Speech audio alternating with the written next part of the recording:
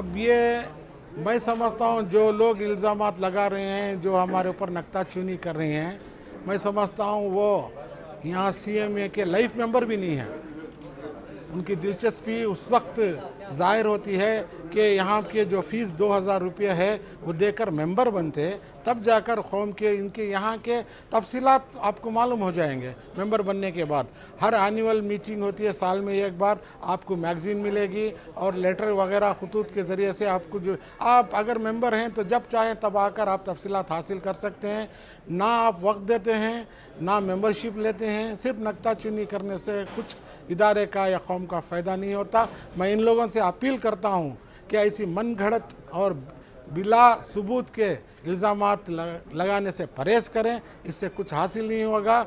इदारे की और कौम की मदद करना है, उसको आगे चलकर खिदमत करना है तो काम में जुड़ जाइए, काम में जुड़कर बेहतर से बेहतर कर दिखाइए। सिर्फ दूर बैठकर नुक्ताचीनी करना, इल्ज़ामात लगाना, ये सही नहीं है। क्या ऐसा बात करने वालों को जो इल्ज़ामात लगा रहे हैं, इन लोगों पर कानूनी कार्रवाई भी करने का किया होता है? मैं एक दो वीडियो देखा, उसमें जो है मन घड़त बातें, गाली गलोच और तमाम के ऊपर इल्ज़ामात लगाना, जितने भी तमाम इदारे हैं वो उनको चोर कहना। मैं समझता हूँ आज मामूली सी मस्जिद कमेटी में जो लोग भी काम कर रहे हैं उनको वो बाहर के लोग जो चाय की दुकानों पर बैठकर तस्करा करते हैं वो बड़ी आसानी के साथ मस्जिद के मेंबर को भी चोर कह देते हैं, लेकिन हकीकत का उन्हें पता नहीं होता।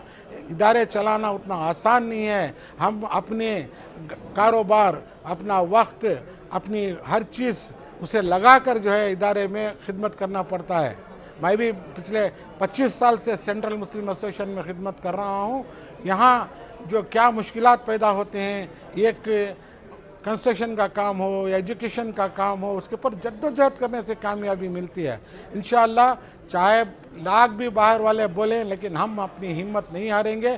पूरे हौसले के साथ, पूरे जोश के साथ इंशाअल्लाह हमारी अपनी खिदमत जारी रखेंगे। क्या लग रहा है सब आपको कामयाबी मिलने वाली है? इंशाअल्लाह।